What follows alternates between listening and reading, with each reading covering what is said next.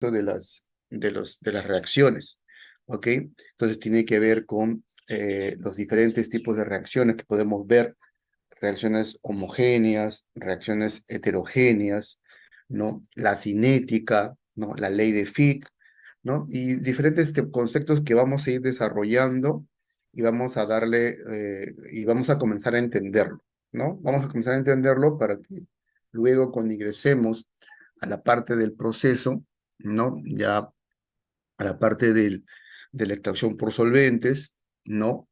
Podamos tener mucho más claro lo que se quiere dar a entender en este tipo de procesos, ¿ok? Ya sea también la parte de electrowinning o electrodeposición, ¿no? Dentro del proceso de cobre, ¿no? Se usa tanto el proceso de extracción por solventes, la reextracción y la parte de la recuperación con electrólisis, ¿ok? Entonces vamos a empezar. Entonces ya me he presentado, mi nombre es Robinson Paredes, veo que hay ahí ya varias personas conectadas, ¿ok? Y como ya les digo, cualquier consulta que ustedes tengan, cualquier inquietud, me pueden interrumpir. Eso sí, hay que tener claro que traten de tener siempre el micro en mute para no interrumpir la clase, y cuando ustedes quieran alguna consulta, no hay problema, lo pueden encender y me pueden hacer la consulta, ¿ya? Entonces vamos a empezar. ¿Listo? Y vamos a empezar con algo bastante que yo siempre lo suelo incidir en esta parte al inicio de mis clases en el tema de la metalurgia, ¿no? Porque a veces malentendemos a veces los términos, y a veces, e incluso a veces veo en muchas, en las redes sociales, que tratan a veces de crear o darle un, un nombre diferente a la metalurgia, ¿no? Algunos data science metallurgy, ¿no? Data science es es la ciencia de los datos, ¿no? Y que la metalurgia, como los diferentes tipos de disciplinas o diferentes tipos de ingenierías, de economía, administración, pueden usar la ciencia de los datos para justamente entender más las carreras o ese tipo de ingeniería o ese tipo de disciplina, ¿no? Entonces, a veces veo eso, ¿no? Que tratan de cambiar el nombre de la metalurgia. La metalurgia es metalurgia, ¿ok? Y dentro de la metalurgia tenemos diferentes ramas, ¿no? Y ahí hablamos pues de la siderurgia, hablamos de la fundición, hablamos de la hidrometalurgia, la electrometalurgia, la pirometalurgia. Y cada una de esas ramas desarrollan procesos, ¿ok? Entonces acá lo que trato de un poco de siempre impartir es eso, ¿no? La metalurgia en sí es un arte, ¿no? Y es el arte de la extracción de los metales a partir de sus minerales. ¿Y por qué es un arte? Porque la metalurgia, lo que está ligada netamente con los minerales, pues hay una gran cantidad de complejidad. ¿Por qué? Porque los minerales como tal son elementos o son materiales bastante complejos, ¿ok? Y son bastante complejos porque son heterogéneos, ¿ok? No hay una homogeneidad en un yacimiento. En un yacimiento lo que se encuentra es una heterogeneidad, ¿ok? Y esta heterogeneidad justamente le da esa complejidad, ¿ok? Porque hay heterogeneidad en composición, hay heterogeneidad en ubicación, ¿no? Un elemento que tú encuentres con cierta ley, y si tú a 1 metro vuelves a hacer el muestreo, vas a ver que la ley va a ser diferente, ¿ok? Entonces, hay una heterogeneidad en composición, en ubicación, en diferentes formas, ¿ok? Entonces, el arte de la metalurgia es un arte, ¿no? En la extracción de los metales, ¿ok? Y que se va a ir adaptando a varias propuestas de manufactura o de procesos, ¿ok? Y esta definición que estamos viendo no es una definición eh, a libre albedrío mío, es una definición que lo hace John Perry, ¿no? En un libro del año 1861, ¿no? Es un libro publicado en Londres, ¿ok?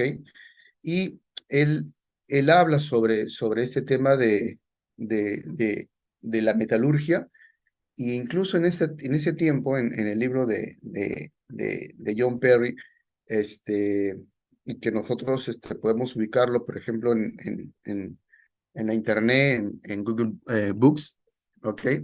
Él habla, es un libro escrito en inglés, y habla sobre el tema de la importancia del conocimiento, e incluso en esa época, de los minerales, ¿no? Y entonces acá un poco él dice, ¿no? El conocimiento de los principios de la metalurgia, ¿no? Es la ciencia de la metalurgia, ¿ok? Y cómo los fenómenos observados en los procesos metalúrgicos se van a relacionar con la física y la química, ¿ok? ¿Y por qué habla sobre eso, sobre la física y la química? Porque la ciencia de la metalurgia está o se basa en los pilares de dos ciencias bastante importantes, que es la ciencia de la física y la ciencia de la química, ¿ok? Obviamente que si uno comienza a hacer un estudio y comienza a ver, oye, ¿quién sustenta la ciencia física y la ciencia química? Obviamente tú vas a ver más abajo de eso la madre de todas las ciencias, que vendría a ser la matemática, ¿no? ¿Ok? La matemática es la madre de todas las ciencias, es la que nos va a proveer los diferentes tipos de herramientas, ¿no? Con las cuales se han construido los diferentes tipos de tecnología, ¿no? ¿Ok? A través de o a través de los pilares de las ciencias, ¿ok? Y también nos dice acá que es importante la física y la química porque va a permitir encontrar una explicación a cómo los diferentes tipos de equipos mecánicos, ¿no? Son empleados en el proceso, ¿no? Y nosotros entendemos la física y la química, vamos a poder determinar, oye, ¿qué tipo de proceso voy a utilizar para poder procesar un mineral? ¿Y qué tipo de equipos yo voy a necesitar para poder procesarlos? ¿Ok? Eso es lo real de las cosas, ¿no? O sea, uno no puede pretender tener la solución de algo si no sabe o no conoce a detalle lo que quiere solucionar, ¿ok? Entonces, si tú tienes un mineral de cobre, un mineral de plomo, un mineral de zinc, una uranita, tienes un mineral aurífero, tienes un polimetálico, el tipo de mineral que tú puedas tener, ¿ok? Tú tienes primero que conocerlo para poder proponer cuál es esa alternativa de procesamiento y qué tipo de procesos yo voy a poder utilizar, ¿correcto? Porque pueden hacer que algunos materiales sean mucho más ácidos que otros, requieren una mezcla mucho más fusiva, mucho más exagerada en una mezcla que otro. Entonces, hay una serie de elementos que yo debo de conocer, pero a partir del conocimiento de los minerales, ¿ok? Entonces, se deduce que las ciencias químicas, las ciencias físicas y las mecánicas deben ser la base de la ciencia de la metalurgia, ¿no? Entonces, esas son las bases primordiales de la metalurgia. De la ciencia de la metalurgia son las ciencias químicas, físicas y mecánicas, por el tema de los equipos.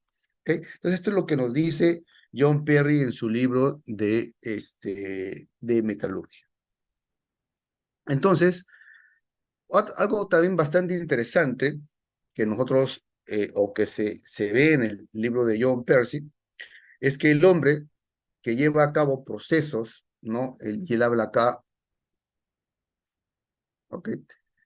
Él habla acá sobre que el hombre que lleva a cabo el proceso de fundición, ¿no? De cobre, y habla sobre el proceso de fundición de cobre porque hay que recordar que en esta época la mayoría de los minerales se trataban a través de la pirometalurgia, ¿no? Y luego comienza a desarrollarse a través de diferentes tipos de científicos, metalúrgicos, químicos y físicos, comienzan a ver que existía una forma diferente de poder tratar los minerales, ¿no? Y comenzaron a descubrir que a través del uso de disolventes también se podría tratar los minerales, y no solamente o únicamente por el uso de la pirometalurgia.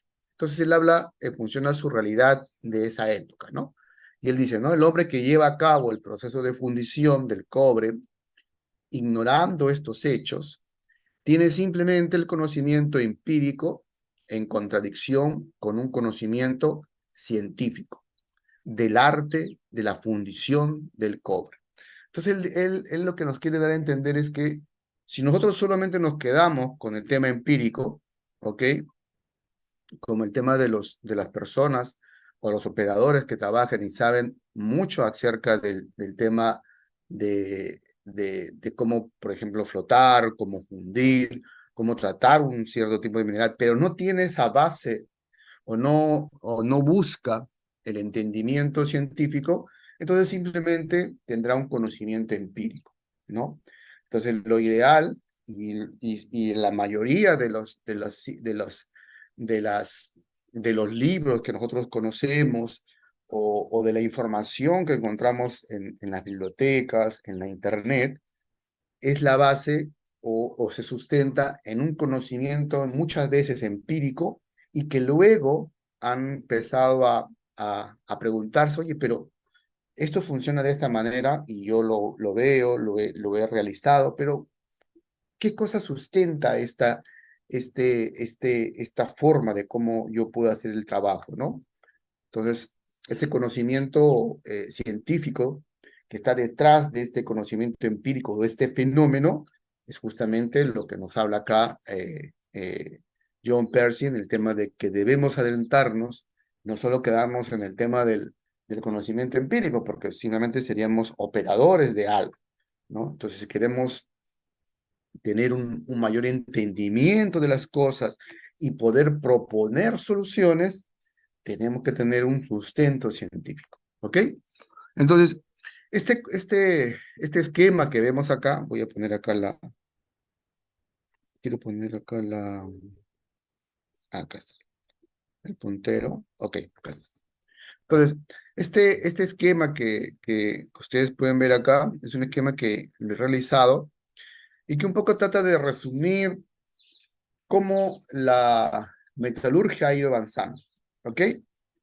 Y cómo se relaciona con otros campos, con otras disciplinas. Y en la metalurgia, la relación que tiene la metalurgia con la geología es importantísima, ¿ok? Entonces, cuando uno encuentra, o el geólogo encuentra el mineral, ¿ok? Si no sabe su metalurgia, pues simplemente se quedará como eso, ¿no? Como un descubrimiento, posiblemente como un potencial, pero si no hay metalurgia, si no sabemos cómo procesarlo, quedará allí, ¿ok? Porque no lo sabemos. Tú algo que no sabes no puedes tú tratarlo, ¿no? Entonces, una vez que nosotros el geólogo encuentra el mineral y ya sabe que es un potencial, y a través de una integración de los conocimientos geológicos, de los conocimientos mineros, de extracción de mineral y de los conocimientos metalúrgicos, del procesamiento del mineral, entonces nosotros armamos recién un proyecto de explotación, ¿ok? Porque con esas tres disciplinas le vamos a dar el sustento necesario para que ese potencial se convierta en un proyecto viable económicamente, ¿ok? Obviamente que si nosotros ingresamos mucho más en el tema del desarrollo de proyectos mineros, vamos a ver que dentro del desarrollo de los proyectos mineros tenemos diferentes tipos de riesgos, ¿no? Los riesgos geológicos, pero también hay un riesgo, los riesgos económicos, pero también hay un riesgo mucho mayor, ¿no? Que es el riesgo social, ¿no? Un proyecto, si socialmente no es factible, o sea, no se maneja bien el riesgo social, un proyecto puede ser económicamente muy bueno, puede ser eh, eh, a través del procesamiento o la operación muy bueno, pero si no hay o no hay el entendimiento en el tema social, pues no va a salir, ¿no? Ahora es así, ¿no? Los proyectos tienen un gran peso el tema del riesgo social. ¿ok? Pero es un tema que ya con ustedes, o los que o van a poder investigar, van a darse cuenta de eso, ¿no? Que el riesgo social es muy importante, ¿ok? Todo lo demás puede estar bien, pero el riesgo social te puede tirar abajo un proyecto, ¿ok? Entonces, una vez que yo tengo todo eso manejado, pongamos que tengo todo ya analizado, todos mis riesgos bastante identificados, mapeados, controlados, ¿no? Entonces yo empiezo una explotación. La explotación empieza cuando ya todos los riesgos han sido subsanados. Se dice OK, ¿no? Está el riesgo social, el riesgo económico y el riesgo del proceso están OK. Entonces empecemos la explotación. Y cuando tú empiezas la explotación, tú tienes que comenzar a procesar los minerales, ¿no? El minero lo que hace es decir, es coordinar con el área de geología dónde está el mineral, extrae el mineral y lo lleva a la planta, ¿no? Y ahí empieza el procesamiento, ¿no? Y en ese procesamiento vamos a tener procesos mecánicos metalúrgicos, porque nosotros necesitamos reducir el mineral, ¿ok?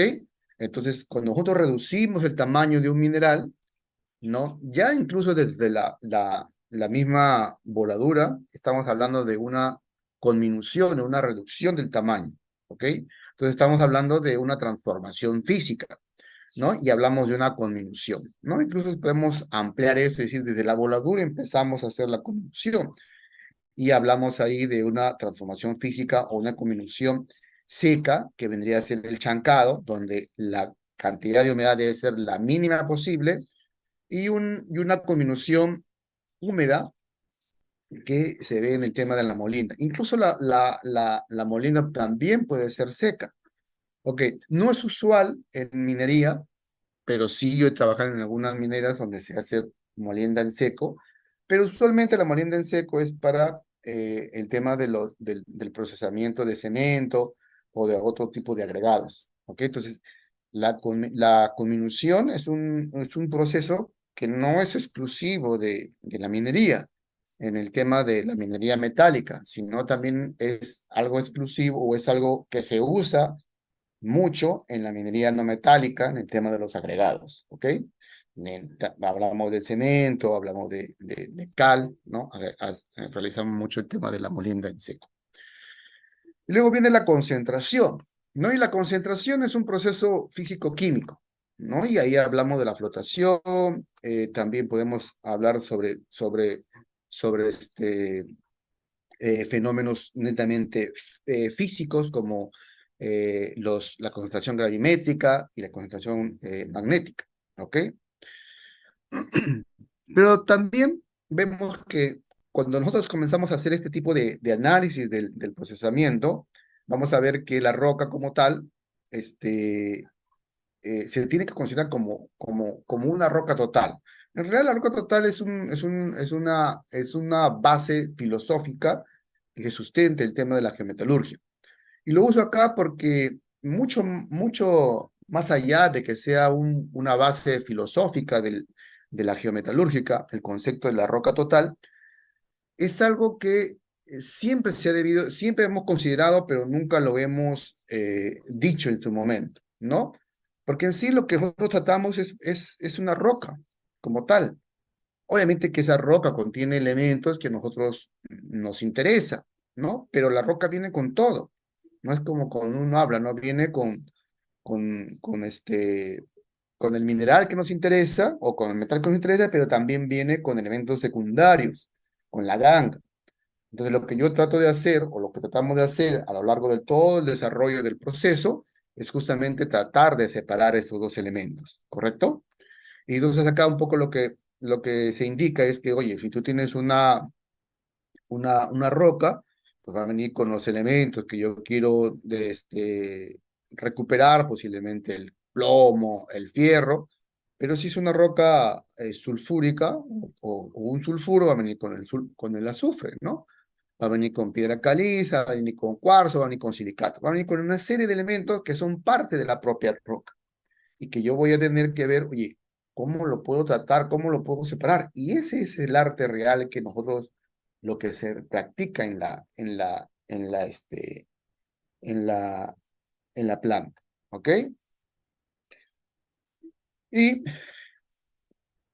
También hablamos de procesos metalúrgicos que están enmarcados dentro de la metalurgia extractiva. Y ahí hablamos de la pirometalurgia, de la hidrometalurgia y hablamos de la electrometalurgia. Y para poder desarrollar todos estos procesos que nosotros que tenemos que realizarlo, ¿ok? Que son la base, ¿ok? De la metalurgia, de la ciencia de la metalurgia, pues tenemos diferentes tipos de conceptos que han ido desarrollándose a través del tiempo y son las diferentes tecnologías, ¿ok? Que usamos. Dentro del, por ejemplo, para tú hacer pirometalurgia, ¿qué necesitas? Muy aparte del concepto, necesitas los hornos, ¿verdad? Necesitas, por ejemplo, hornos, ¿no? Hornos de reverbero, hornos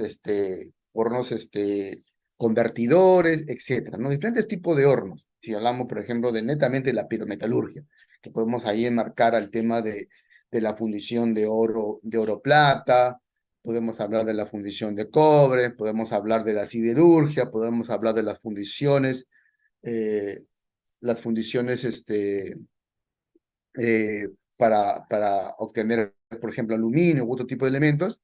Si hablamos de la pirometalurgia como tal, vamos a ver que nosotros necesitamos hornos, ¿correcto? Y los hornos es una tecnología, ¿correcto? Y es una tecnología que si tú comienzas a buscar cómo se desarrolla, cómo ha sido el avance tecnológico de los hornos, vas a ver que hay hornos pues, bastante básicos hasta hornos bastante sofisticados que existen actualmente. ¿Ok? Entonces, todos los elementos que usamos dentro de la metalurgia, incluidos los nuevos conceptos que ahora surgen, son elementos que complementan la metalurgia, ¿ok? Entonces ahí, porque siempre hablamos muchos nuevos conceptos, ¿no? Tecnologías, procesos, equipos, porque tú ves ahora, si vas a internet vas a ver diferentes tipos de procesos, diferentes tipos de metodologías, ¿no? Para trabajar, eh, para poder aplicar innovación, para poder realizar mejora continua. Todos son procedimientos, metodologías que tú lo puedes usar, ¿ok? Listo, tanto en el proceso como en los equipos, ¿ok? Puedes innovar, nuevos equipos van surgiendo, ¿no? En el tema de la celda de explotación, desde las celdas de explotación mecánicos hasta las celdas de explotación autoaireadas, ¿no? Y si tú analizas los diferentes proveedores de celdas de explotación, vas a ver que tenemos un abanico de posibilidades y que cada uno tiene diferentes tipos de tecnologías, ¿no? Por ejemplo, tenemos elementos que también predicen, ¿no? La ley del concentrado cuando está en operación, ¿no? Eh, Optec es una empresa holandesa, por ejemplo, que provee soluciones, como Mexo también provee soluciones donde tú puedes determinar, por ejemplo, a través del machine learning, diferentes tipos de algoritmos, cuál, por ejemplo, es la ley no estimada que se pretende o se pretende tener al final, y luego se compara contra leyes tomadas o muestras que se han tomado a nivel real y se van comparando, ¿no? Lo realidad con lo que pronostica el software, ¿no? Y se ve que el pronóstico es bastante acertado, 99, 98, 95, ¿no? En este rango, ¿no? 5 o 6% de diferencia, que es bastante aceptable para ese tipo para ese tipo de software, ¿no? ¿Y para qué nos sirve eso? Pues justamente para en ese momento sin esperar el resultado del análisis de la muestra, tú ya puedes tomar decisiones. Si es que la ley comienza a bajar, tú puedes tomar una decisión en el tema de regulación de los reactivos, ¿no? E incluso hay sistemas que están integrados con la regulación de los reactivos y cuando el sistema va bien, ve que algo está bajando el tema de la ley, comienza a regular, ¿no? Obviamente, y detrás de todo esto está el ser humano, ¿ok? Siempre está el ser humano, ¿no? Porque siempre que tiene que estar validado. Lo que hace la máquina tiene que estar validado por un ser humano, por un operador, ¿ok? Entonces tú vas a ver muchos sistemas bastante sofisticados, pero siempre hay una persona en la sala de control, ¿verdad? ¿No? Que está tomando decisiones, ¿no? Que el sistema provee ayuda a que tú puedas tomar decisiones, pero no siempre va a ser, lo va a hacer de manera autónoma, ¿ok? Entonces, también tenemos software como el Nexin, JK, el Python, ahora el Power BI para hacer todo el tema de los dashboards, estadísticas, ¿no? El Excel es una herramienta bastante, yo diría que el Excel es la madre de todos. Con eso tú puedes hacer maravillas, ¿no? Pero es un tema de que lo conozcas, tienes que adentrarte, ¿no? En Excel tú puedes programar, puedes hacer programación, ¿no? En Visual puedes hacer programación, puedes usar los diferentes tipos de complementos que tiene el Excel. Tiene el Risk, tiene el Solver, tiene estadística, tiene una serie de herramientas que son muy poco conocidas. ¿Por qué son poco conocidas? Porque a veces no hay una real difusión o simplemente creemos, como muchos de los software que tenemos a disposición, creemos que solamente o le hemos dado o popularmente solamente han servido para hacer cálculos bastante simples, pero el Excel es una herramienta bastante poderosa, ¿no? Por ejemplo, yo lo uso para hacer simulaciones y todo el tema, ¿no? Pero Power BI es bastante similar al Excel, pero hay cosas que eh, vas a poder hacer mucho más fácil en el Power BI, pero en el Excel también lo puedes hacer, ¿ok? Es así. Es como los lenguajes de programación. Ahora tienes un abanico de lenguajes de programación, ¿no? Yo, por ejemplo, también estudié eh, lenguaje de programación y yo en mi tiempo conocía, pues, comencé a usar el Clipper, ¿no? Programa en DOS, ¿no? Clipper, Pascal, Turbo Pascal, ¿no? C, ¿no? Eran lenguajes que usualmente nosotros trabajábamos en ese tiempo. Y luego, cuando ya estoy terminando mi carrera, aparece esta programación orientada a objetos, que es el Visual Basic, ¿no? Por ejemplo, ¿no? Y han ido evolucionando, ¿no? Esos tipos por ejemplo, el COBOL es un software que se utiliza todavía en los bancos, es un sistema bastante poderoso y que se sigue usando. El C se sigue usando, ha ido transformando y se sigue usando, ¿no? Y ahora, ¿qué tenemos a disposición? Pues tenemos los diferentes tipos de elementos que ha traído esta línea, que es el tema de la ciencia de datos, ¿no? La ciencia de datos dentro de la ciencia de datos está el análisis de los datos, que es una parte de la ciencia de los datos. Y dentro de la ciencia del análisis de datos está el machine learning y el deep learning, ¿ok? Y para poder desarrollar este tipo de tecnologías, que tenemos que usar diferentes tipos de lenguaje de programación. Y el que más conocido es el Python, ¿no? Entonces, el Python se integra y podemos hacer desarrollos por ejemplo, de cálculos en línea, ¿no? Entonces, las herramientas que uno tiene a disposición son bastante diversas, ¿no? El tema es que nosotros debemos saber qué tipo de tecnología es la que más nos conviene y cuál nos va a dar mejores resultados. Eso es lo que debemos de nosotros de buscar, ¿ok? Y ¿por qué debemos de buscar eso? Porque ahora en el mercado hay mucho tipo de información y obviamente que esa cantidad de información que es tan abundante marea a las personas, ¿no? Y a veces creemos que debemos estudiar de todo, ¿no? Eh, eh, y a veces se estudia por un tema de moda, ¿no? Entonces nosotros tenemos que tener siempre claro de que tenemos que buscar aquella herramienta que mejores resultados me van a dar. Y a veces lo que pasa es que tienes que usar diferentes tipos de herramientas, ¿no? Para poder llegar a un buen entendimiento o plantear algún modelo o referido al tema que tú quieras desarrollar, ¿ok? Vamos a seguir acá. Entonces vamos a empezar el tema de estos conceptos básicos, ¿ok? Un poco hablando sobre los yacimientos minerales. Deme un segundo, voy a prender la luz porque está un poco oscuro acá, ¿ya? Dame un segundo.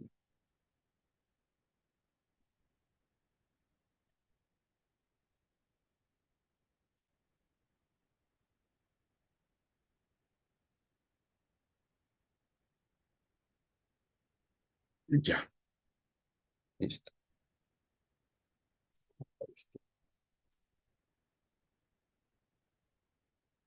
Ok, listo. Entonces vamos a hablar un poco de los yacimientos. ¿Ok? Entonces, los yacimientos son depósitos minerales. ¿Ok? Y estos depósitos minerales son parte de la corteza terrestre. ¿Ok?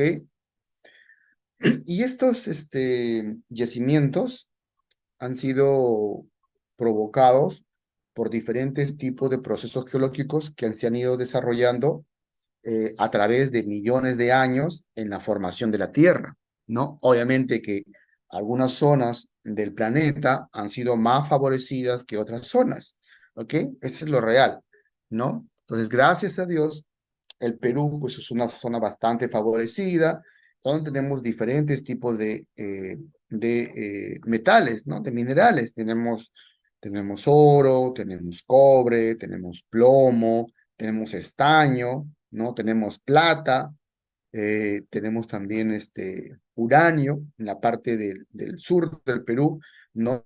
Hay depósitos no muy, a menos lo que se ha descubierto hasta último, nada despreciables de uranio, ¿no? Y de litio, ¿no? No de la envergadura que han sido descubiertos en otros lugares, como Estados Unidos, como en China, como en Argentina, como en Bolivia, ¿no? Porque ahora último en Estados Unidos también han descubierto algunos depósitos bastante interesantes de litio, ¿no? Y a medida que va avanzando y va desarrollándose las tecnologías, diferentes tipos de metales van a cobrar mayor o menor relevancia. Esa es la verdad, ¿no? Y ahora el cobre está en la palestra, al igual que el litio, porque son elementos que se utilizan en el tema de cambio, ¿no? De los combustibles fósiles, ¿no? Y si uno analiza, no basta analizar el tema de los combustibles fósiles, eh, ese cambio que anuncia pues el tema del Banco Mundial no es tanto así, ¿no? Y muchos expertos lo dicen, ¿no? Ese cambio que ellos plantean para el año 2030, 2050, es un tema que es bastante difícil de realizarlo, ¿no? Porque no tenemos los recursos suficientes en el mundo, por ejemplo, para suministrar la cantidad de litio que se necesita. Ese es lo real, ¿no? Pero no se dice, ¿no? ¿No? Pero, obviamente, el reciclaje es un negocio que se viene bastante fuerte porque vamos a tener que reciclar bastante, ¿no? A menos que encontremos alternativas, otro tipo de alternativas sintéticas que reemplacen al litio, ¿no? Y que se están viendo y está jugando mucha importancia, por ejemplo, el tema del hidrógeno. El hidrógeno hay diferentes tipos de colores, ¿no? Marrón, verde, ¿no? Y, y va a depender de la procedencia, ¿no? Como lo puede ser de metano, lo puede ser del agua propia. Hay diferentes tipos de combustibles, ¿no? Que podrían reemplazar también el tema del litio. Ok, entonces, y estos procesos geológicos lo que han permitido es que haya una acumulación de materia prima, ¿no? Materia prima desde el punto de vista de tu interés, ¿ok? Porque una cosa bastante interesante en el tema de la base filosófica, que es el tema de la roca total, lo que nos dice que la roca como tal, ¿no? Contiene diversos tipos de elementos, tanto metálico como no metálicos. Pero desde el punto de vista de la persona que busca un cierto tipo de interés hacia un negocio metálico o hacia un negocio no metálico, cobra mayor relevancia aquello que le interesa, ¿ok? Por ejemplo, si yo soy una persona, ¿no? Y tengo una roca, pongamos que tiene elementos metálicos y no metálicos, pero me dedico al negocio de no metálico, pues esta parte de no metálico para mí es de gran valor. Pero si yo fuera una persona que me dedico al negocio metálico, lo no metálico no me interesa. Y lo metálico tiene un gran valor para mí. ¿Entiendes? Entonces, dependiendo los ojos que ven a una roca, van a dar el valor a la parte de más interés para esa persona, o a esa compañía, o a esa empresa. ¿Ok? Entonces, hay una acumulación de materia prima y por sus características de cantidad, calidad y condiciones de depósito es redituable su explotación. ¿Ok?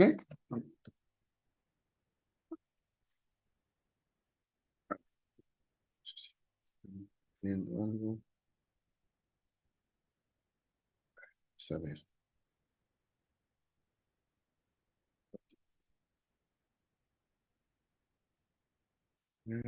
Todo, ok. Ok. Entonces, entonces se entiende que por materias primas, minerales, se entiende a las sustancias que podemos extraer de la corteza terrestre y que lo que buscamos es aprovechar sus propiedades físicas y químicas, ¿ok? Y obviamente que cuando hablamos de aprovechar sus propiedades físicas y químicas, hablamos de de toda la roca como tal, ¿ok? Entonces vamos a aprovechar propiedades físicas, propiedades químicas, propiedades físico-químicas, como por ejemplo en el tema, lo que hemos visto, ¿no? En la parte de la gravimetría, en la parte de la concentración magnética, ¿no? En la parte de la flotación, ¿no? En la parte de la pirometalurgia, la hidrometalurgia, la electrometalurgia, ¿ok? Entonces esta definición comprende todos los minerales y rocas que van a ser utilizadas por el hombre, o sea, por nosotros, y los elementos y compuestos que se extraen de ellos.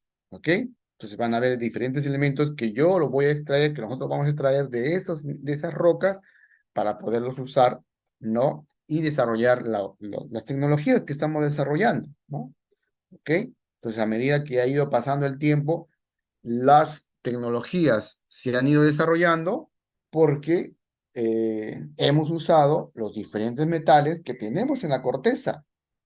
O sea, el desarrollo tecnológico de nuestro mundo, el desarrollo tecnológico que actualmente tenemos, no hubiera sido posible sin el desarrollo de la metalurgia, sin el desarrollo de la minería. O sea, sin minería, no estuviéramos acá con esta computadora. Es así de simple.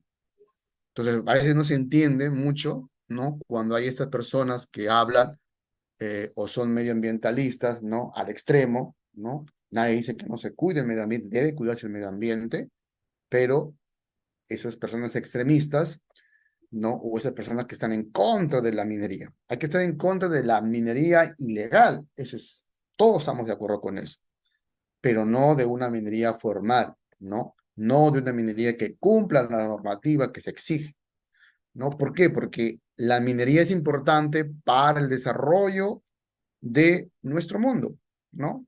Para el desarrollo de la humanidad, la minería es importante, ¿no? ¿Cuántos elementos tiene un celular? ¿Cuántos elementos metálicos tiene una computadora? Todo lo que tenemos a nuestro alrededor tiene elementos metálicos y no metálicos que son producidos por la minería. Y es importante decirlo esto y es importante cuando nosotros tengamos nuestras reuniones o conversemos con personas que a veces no tienen el suficiente conocimiento y decirles eso, ¿no? Mostrar simplemente con algo tan simple, el celular que tenemos todos.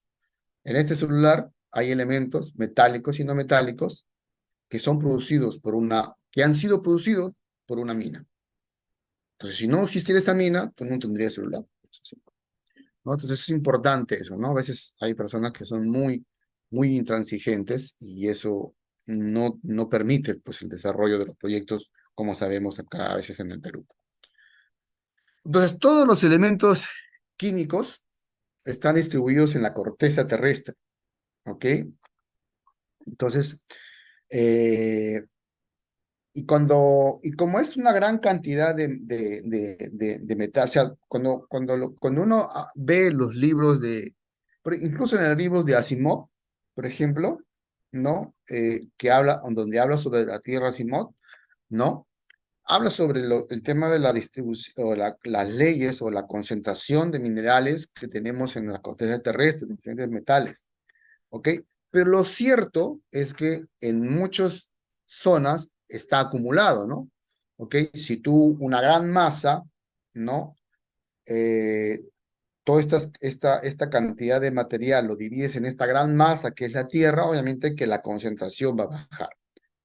Pero lo real es que existen regiones en la Tierra donde están en mayor concentración, ¿ok? ¿Listo? Entonces, una de esas zonas privilegiadas es el Perú, ¿no? Como les digo, ¿no? Tenemos un abanico de tipos de metales que podemos explotar y hemos explotado desde la época incaica, incluso desde la época pre-incaica, ¿no? Entonces, el Perú, pues, es netamente un país minero, ¿no? Y también es un país que también está relacionado con la agricultura, ¿no? Y también otro tipo de actividades económicas, eso es lo real, ¿no? Pero la minería, pues, sustenta bastante de nuestro PBI. Entonces, para un elemento, para que un elemento sea explotable, ¿no? Su concentración global debe ser muy superior a su concentración media en la corteza terrestre, ¿no? Entonces, si nosotros solamente nos alimentáramos de la información que tenemos, donde dice que la cantidad de oro que hay aquí en la Tierra es bastante baja, no sería económicamente factible explotarlo. Pero sabemos que en muchas regiones, como en el Perú, las concentraciones, incluso dentro del Perú, existen regiones específicas donde la concentración de oro es bastante alta. Y por eso que son esas zonas, explotar esas zonas es económicamente factible. ¿Ok? Entonces, para que un elemento sea explotable, acá lo que nos dice es que su concentración local debe ser muy superior a su concentración media en la corteza terrestre, ¿no? Eso está clarísimo. Entonces, en un proceso geológico, algunos minerales pueden agruparse o concentrarse selectivamente muy por encima de sus valores normales en que se encuentran distribuidos en la corteza terrestre, ¿no? Formando yacimientos minerales. ¿Y por qué sucede esto? Porque obviamente cuando se da el tema de la formación, donde el intrusivo comienza a buscar una salida hacia la parte externa, se da una serie de cambios de temperatura. Y esta serie de cambios de temperatura permite que se precipiten diferentes tipos de metales a diferentes tipos de temperaturas. ¿Ok? Y por eso es que se da a diferentes tipos de profundidades, diferentes tipos de minerales, ¿no? Si no todo fuera óxido, todo fuera sulfuro, ¿ok? Pero obviamente todo parte de algo, ¿no? Del magma que está contenido bajo la tierra y que luego a través de diferentes procesos, porque la tierra en su formación tenía pues terremotos, todo ese tema, y eso provocaba pues justamente diferentes tipos de grietas, y entonces fue evolucionando, evolucionando en algunas zonas mucho más, de mucho mayor actividad en la prehistoria, ¿ok? Que permitieron pues la formación de lo que tenemos actualmente. Eso es lo correcto. Y uno pregunta a un geólogo, te va a decir eso. Y la Tierra está en constante cambio, ¿ya? La Tierra no ha parado de cambiar, sino que, la Tierra ha empezado su desarrollo hace millones de años, millones de años. ¿Y cuánto es nuestra vida en esta Tierra? Ni 80 años, ¿no? Entonces, no cada persona en promedio vive 80 años. Entonces, la vida de cada persona o incluso la vida de la humanidad es bastante pequeña a toda la historia de transformación que tiene la Tierra, que son millones de años. ¿Ok?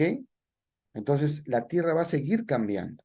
Las placas tectónicas se siguen moviendo, por eso tenemos temblores, terremotos, ¿no? Y cada movimiento de la Tierra va creando diferentes fisuras, ¿no? Diferentes tipos de anomalías, ¿ok? A través del tiempo. El desarrollo de la Tierra va a seguir todavía. ¿no? Y van a haber cambios mucho más drásticos, pero otros posiblemente ni los veamos. Las generaciones futuras todavía los van a poder ver. Pero mucho hablan, ¿no? Del cambio climático, ¿no? El cambio climático es parte de la evolución de la Tierra, ¿no? Sino que nosotros ahora lo vemos y un poco lo creemos que no es lo más catastrófico, es parte de un cambio, ¿no? Es parte de la evolución, ¿no? Posiblemente el verdadero cambio no lo veamos ni nosotros ni las siguientes generaciones, sino 3, 4, 5, 6, 7 generaciones en el futuro. Pero si tú preguntas a un geólogo sobre el tema de los cambios te va a decir, pues, lo que tú estás viendo, el cambio climático es una partecita de todos los cambios que todavía faltan recorrer la Tierra. Y eso es lo real. ¿Ok? Entonces, en un proceso geológico, algunos minerales pueden agruparse o concentrarse selectivamente, muy por encima de sus valores normales, ¿no? En que se encuentran distribuidos en la corteza terrestre, formando pues los yacimientos minerales, ¿no? Y vamos a tener diferentes tipos de yacimientos minerales, incluso en el Perú, ¿no? Hay zonas que son más propensas, por ejemplo, a tener minerales en estado oxidado, en minerales en estado sulfuroso, hay zonas que están más propensas a tener polimetálicos, a tener metales nobles. Entonces, vamos a tener diferentes tipos de tenemos un abanico de posibilidades de diferentes tipos de materiales en el Perú, ¿no? Pero que son el producto de diferentes tipos de características en cada una de estas zonas, ¿ok?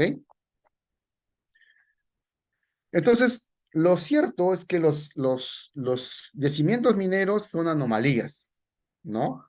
Entonces, esta anomalía es la que nos permite a nosotros o a la gente que se dedica al tema de la minería detectar estas anomalías, ¿ok? Y poder explotarlos. ¿Cómo tú detectas o sea, tú estás si todo fuera en promedio, ¿no? Si todo fuera un promedio en la corteza terrestre de los metales, sería bastante difícil cómo explotarlo, ¿ok? Porque tú dirías, oye, si es todo un promedio, pues me pongo en cualquier lugar y comienzo a explotarlo, pero como es demasiado bajo, ese promedio, esa concentración, pues nunca podríamos haberlo explotado, ¿correcto?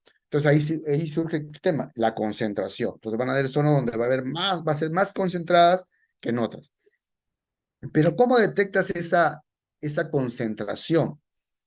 Lo detectas porque son temas anómalos, ¿no? El promedio es eso, ¿no? Es un promedio, todo es igual. Pero cuando tú encuentras zonas donde la concentración es mucho mayor, significa que esas son zonas anómalas. Y esas zonas anómalas tienen ciertas características, ¿ok?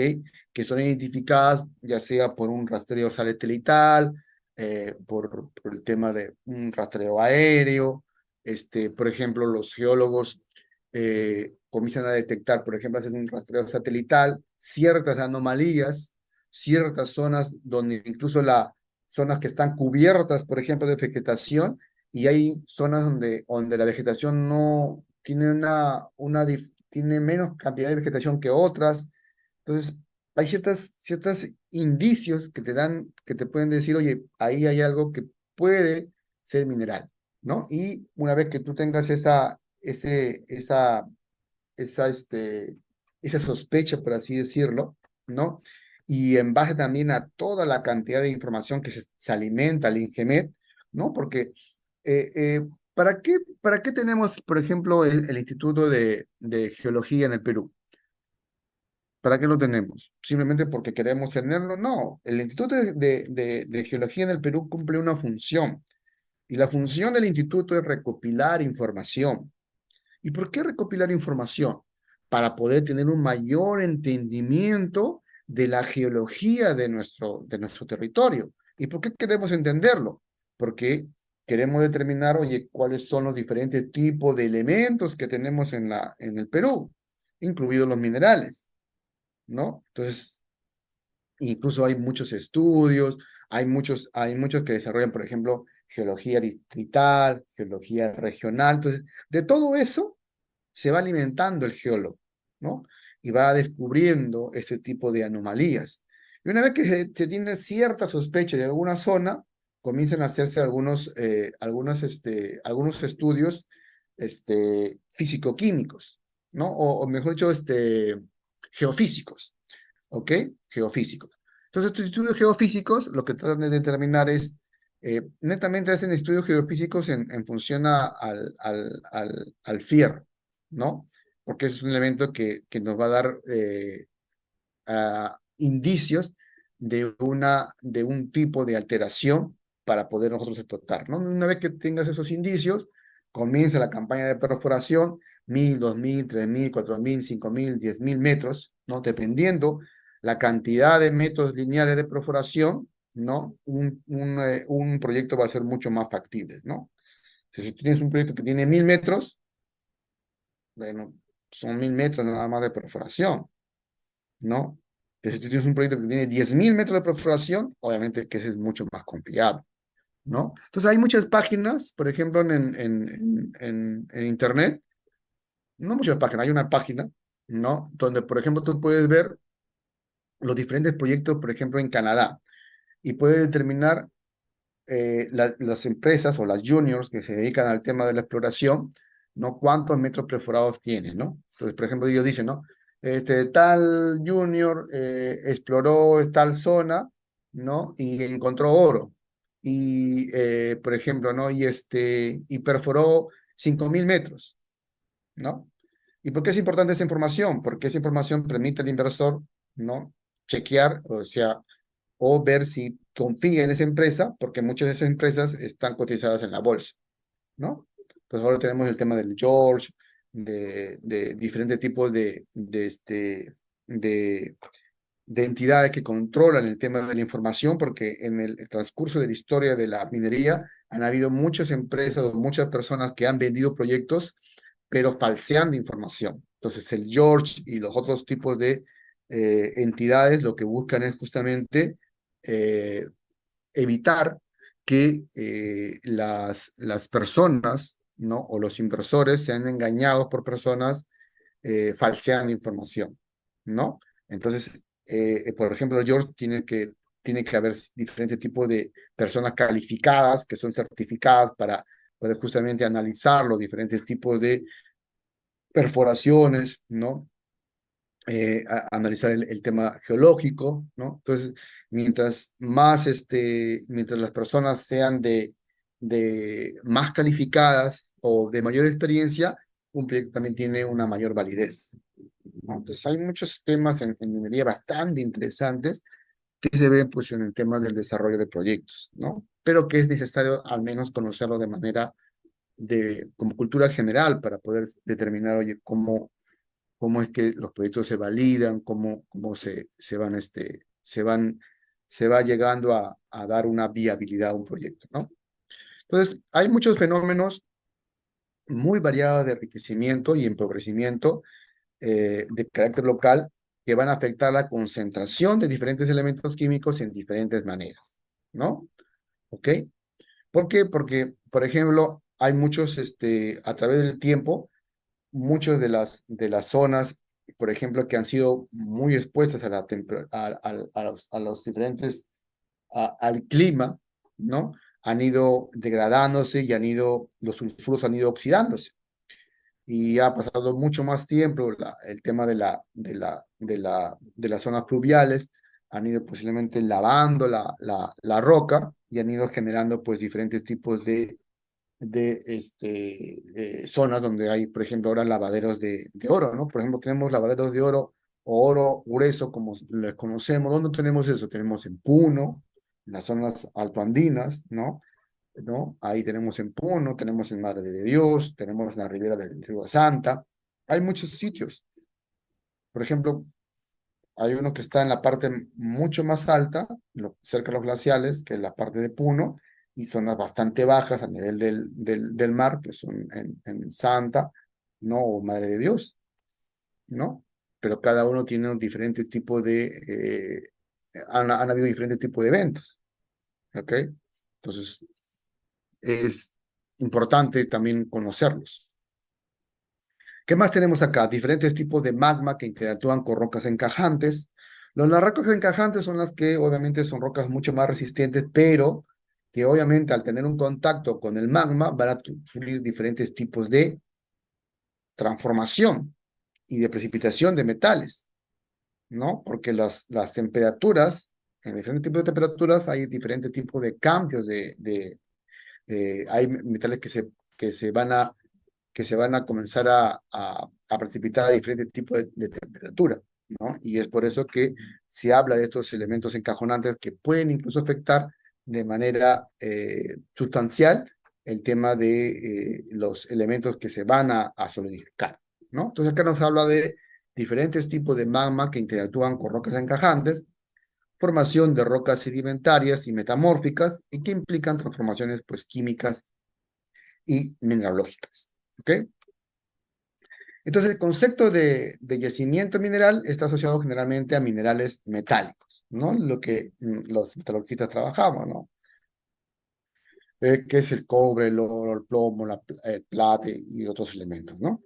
Pero que también podemos trabajar en plantas no metálicas, obviamente que sí. ¿Por qué? Porque tenemos claros los conceptos de conminución, ¿no? Que en la parte de la como les decía, se realiza, ¿no? Entonces acá hay los diferentes tipos de elementos que tenemos en la corteza, ¿no? Son elementos promedios, o sea, lo que han hecho ellos es determinar, coger toda la cantidad de información que se tiene de las, del metal y pues dividirlo en la cantidad de, este, de material que tenemos en la corteza terrestre, ¿no? Y obviamente que si tú haces eso, vas a diluir, por así decirlo, la ley. ¿Ok? Entonces acá nos habla del contenido promedio de la corteza, ¿no? 8% de aluminio, de fierro, ¿no? 5%, cobre, 50 ppm, níquel, zinc, manganeso, estaño, cromo, plomo, oro. Por ejemplo, ahora 4 ppb. Si tú vieras eso, dirías, oye, pucha, 4 ppb, 4 partes por billón, no por millón, ¿ah? Por billón. Entonces, tú dirías, oye, pues no me conviene, ¿no? ¿Cierto? Pero vemos que ese es el promedio. Pero sabemos que hay zonas donde hay concentraciones altas. Entonces, una ley, como dice acá, una ley promedio mínimamente explotable, por ejemplo, en el oro es 1 gramo hacia arriba, ¿no? Incluso diría hasta de menos, hay materiales marginales que hay menos de 1 gramo lo explota, ¿no? En el tema de la lixiviación, ¿no? Materiales marginales de 0.4, 0.5, puedes explotar, ¿ok? Y tenemos el cobre, 0.4, ¿no? Por ejemplo, un proyecto de cobre, ¿no? Para hacer, eh, eh, dependiendo del tipo de proceso que se quiera hacer, ¿ok? Por ejemplo, para una planta concentradora, para cobre, tú necesitarías más o menos 1.5% de cobre equivalente para poder sacar el proyecto. Pero si es una planta de heat leaching, si con 0.4 sí puedes sacarlo, ¿no? Entonces, mira, va a depender de eso, mira. Y es igual el oro. Si tú tienes una planta para poner una planta concentradora, tú necesitas mínimo unos 10 gramos por tonelada, para que te paguen menos los costos de molino y chancado, que son bastante caros, ¿no? Y así con todos los elementos. Ahí tenemos fierro, tenemos cobre y todos los demás elementos, ¿ok? Entonces, la deposición química antigua de los océanos de los minerales en el lecho marino, ¿no? Contiene una cantidad de elementos, ¿no? Que por la misma, porque ustedes saben, ¿no? Que muchos de las zonas donde nosotros vivimos han sido lechos marinos, ¿no? Entonces, incluso en zonas de 2.000, 3.000 metros, uno encuentra todavía vestigios de restos de elementos o de seres o de fósiles que son parte de un lecho marino. Entonces ahí vamos viendo hasta qué nivel llegó el mar, ¿no? Entonces, eh, toda esta formación que se dieron, ¿no? En el lecho marino, por ejemplo, ahora me parece que donde ha sido en un país de Europa, por ejemplo, están en el Congreso, no sé si se ha presentado o ya se aprobó en un Congreso de un país europeo, no recuerdo el país exactamente, pero la exploración de los lechos marinos. Y ese tema de la exploración de los lechos marinos no es de ahorita, eso viene desde los años 80, 70, donde ya se hablaba sobre eso, ¿no? Incluso en China, algunos países asiáticos han estado siempre tratando de impulsar ese tema de la explotación de los lechos marinos, ¿no? Entonces, ¿qué nos habla acá? Nos habla que, por ejemplo, el hierro se depositó. A ver, hay una pregunta. Ucrania, ahí está, ahí está. Ucrania, ¿no? Incluso hay un debate ahí de los congresistas, de las personas que están a favor y otros están en contra, ¿no? Entonces es bastante interesante, ¿no? Es bastante interesante, ¿no?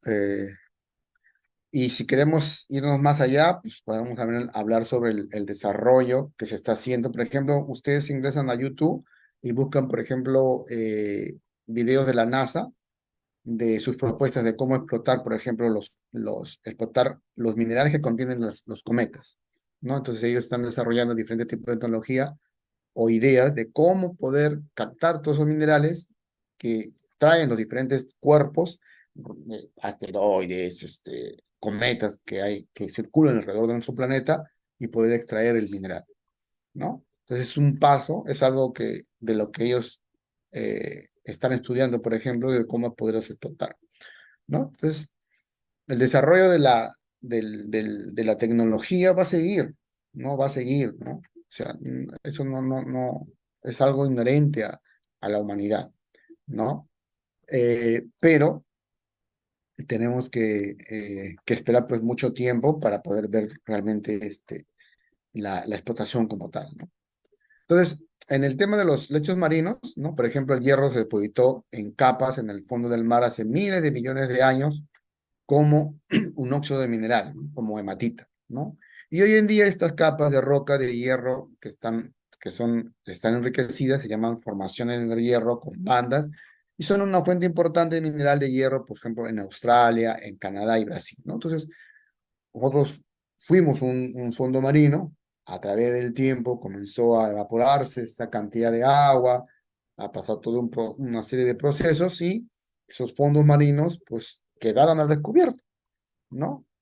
Y, y muchos de esas zonas ahora son zonas enriquecidas que están siendo explotadas por diferentes empresas mineras, ¿no? Eso es lo real, ¿ok?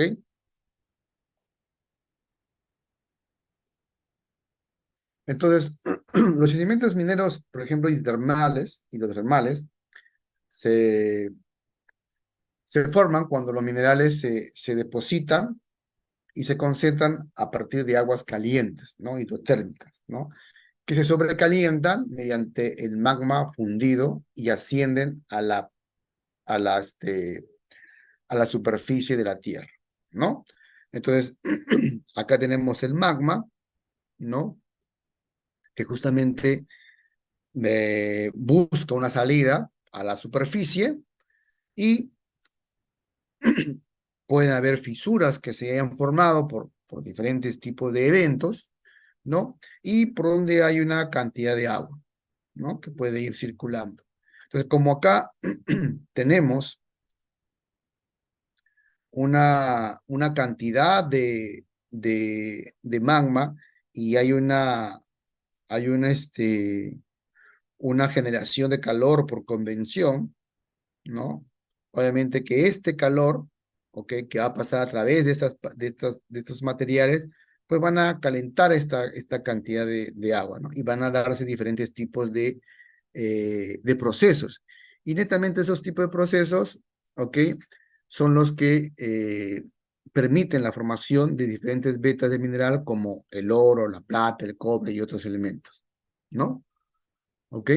Entonces, este flujo hidrotermal, pues obviamente permite la formación de diferentes tipos de este tipo de vetas, ¿ok? Entonces, es bastante interesante, ¿no?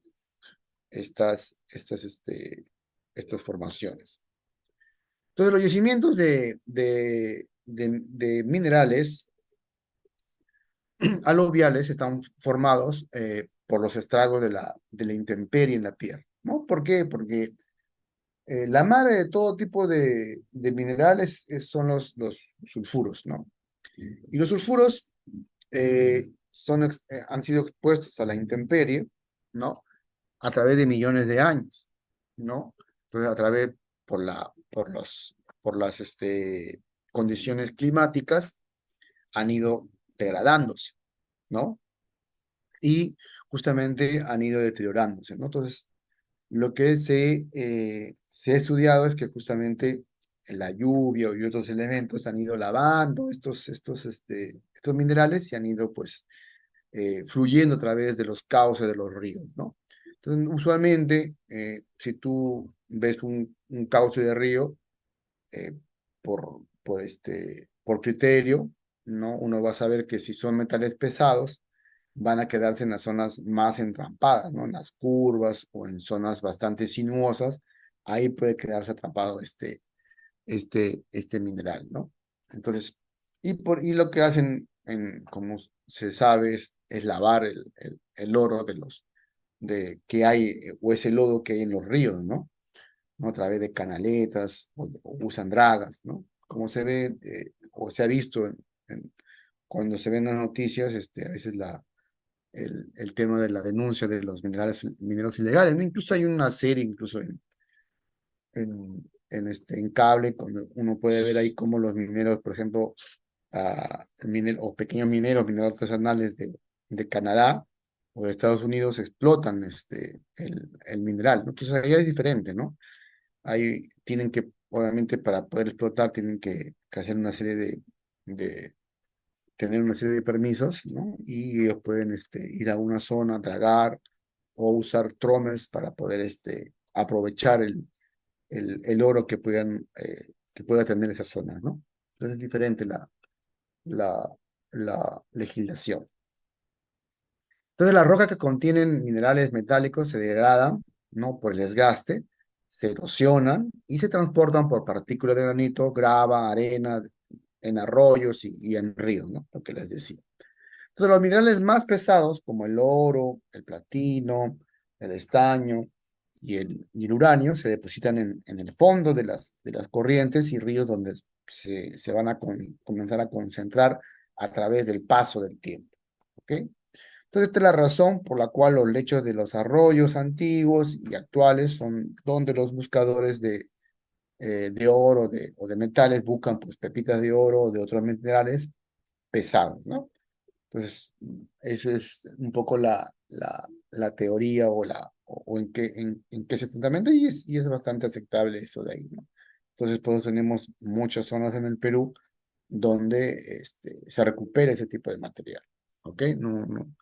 No solamente de Perú, tenemos en Bolivia, tenemos en diferentes partes de Sudamérica y del mundo en realidad.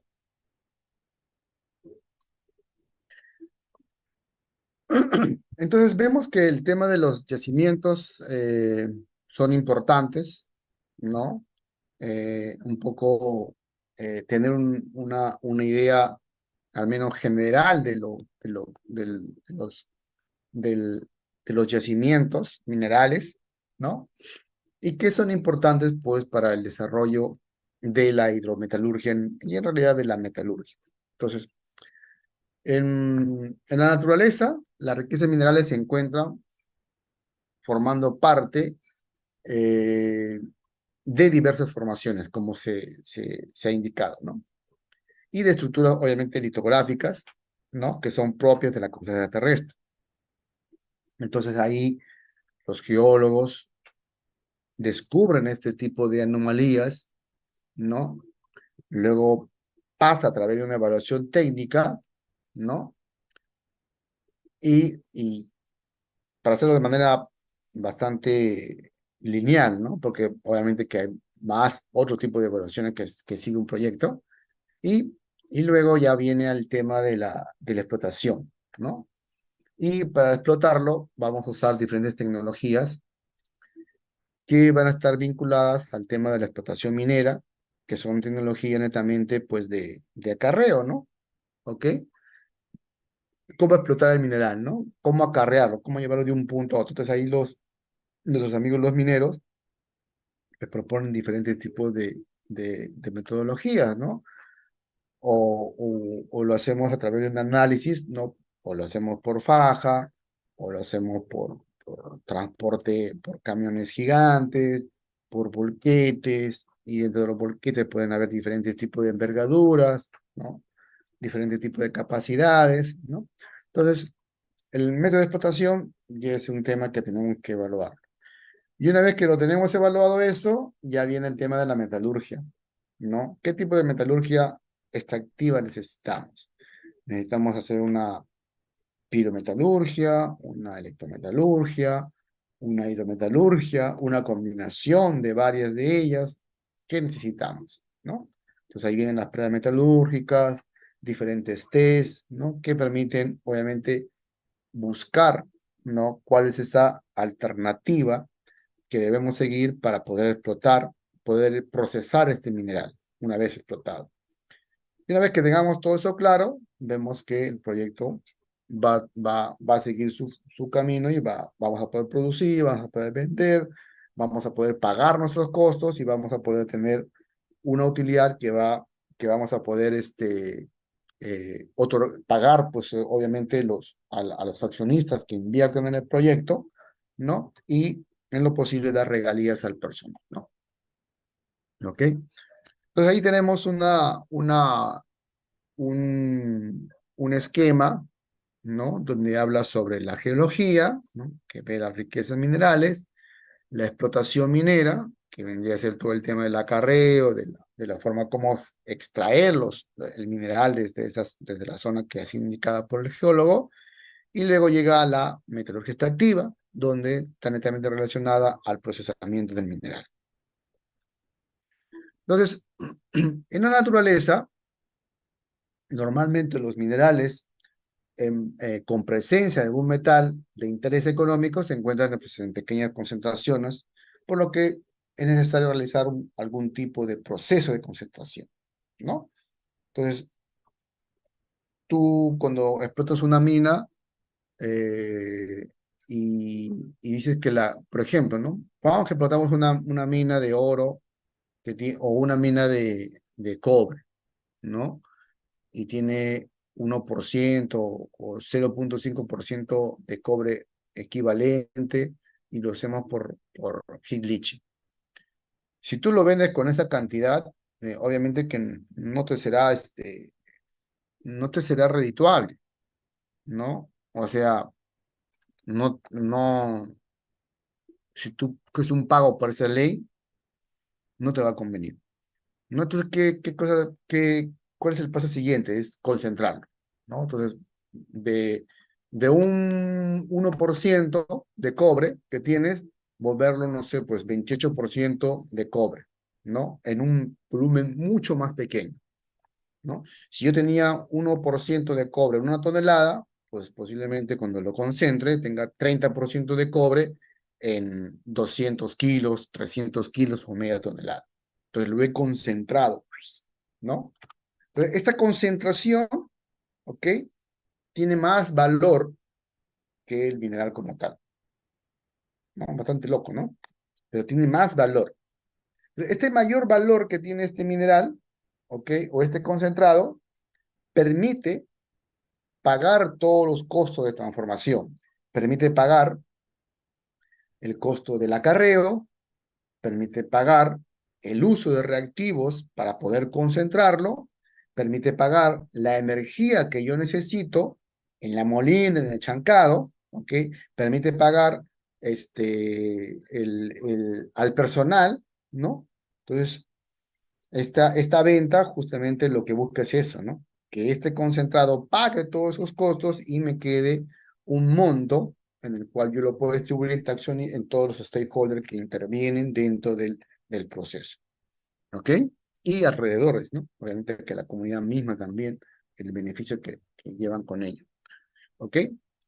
Entonces, es así como lo tenemos que mentalizar, ¿no? Entonces, dependiendo de las características mineralógicas de algunos minerales, la alternativa más viable para la recuperación del contenido de metales de interés desde el proceso es el proceso de lixiviación.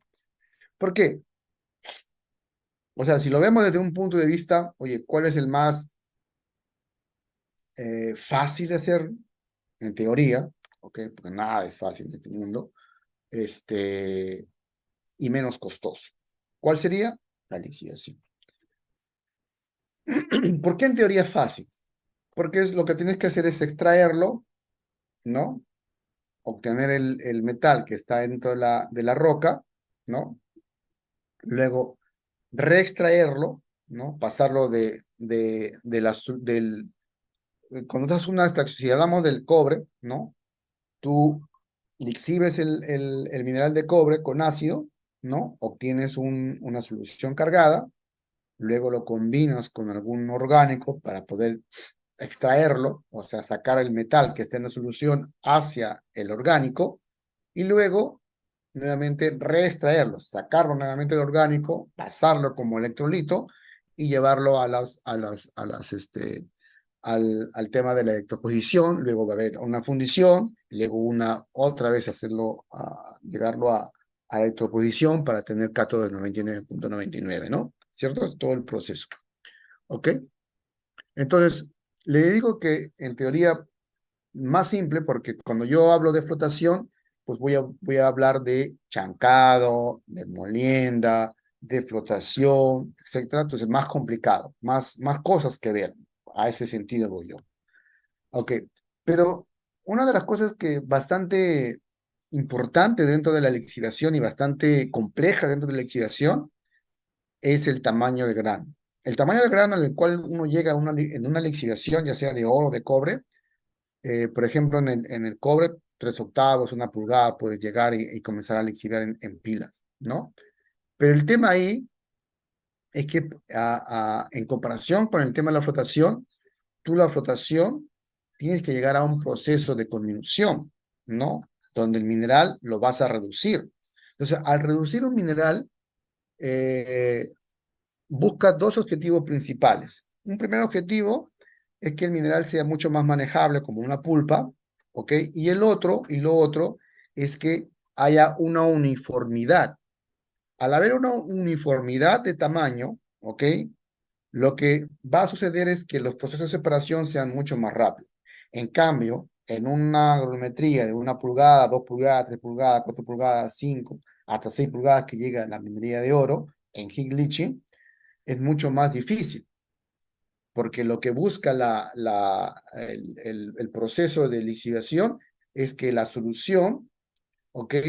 O sea, no aproveche las propiedades físico-químicas como lo aprovecha la parte de la flotación, sino es adentrarse dentro de la roca, ¿no? Y empezar a darse una serie de reacciones químicas, ¿ok? Que permitan que la solución que penetra en la roca extraiga el ion o el metal que está dentro de la roca y lo lleve al seno de la solución. ¿Ok? Esa es la complejidad, ¿no? Y esto es mucho más complejo desde ese punto de vista, ¿no? Entonces, y tú tienes la cama de mineral y tú riegas y tú no puedes controlar lo que pueda suceder ahí, ¿no? Entonces ahí hablamos de términos como la tortuosidad. ¿Qué tan tortuoso es para la solución atravesar la cama de mineral? Porque lo que yo busco es eso, que la solución atraviese la cama de mineral para que en su trayectoria pueda recuperar los metales que están dentro de la roca. ¿Ok? Eso es lo complejo. Entonces, dependiendo de las características mineralógicas de algunos minerales, la alternativa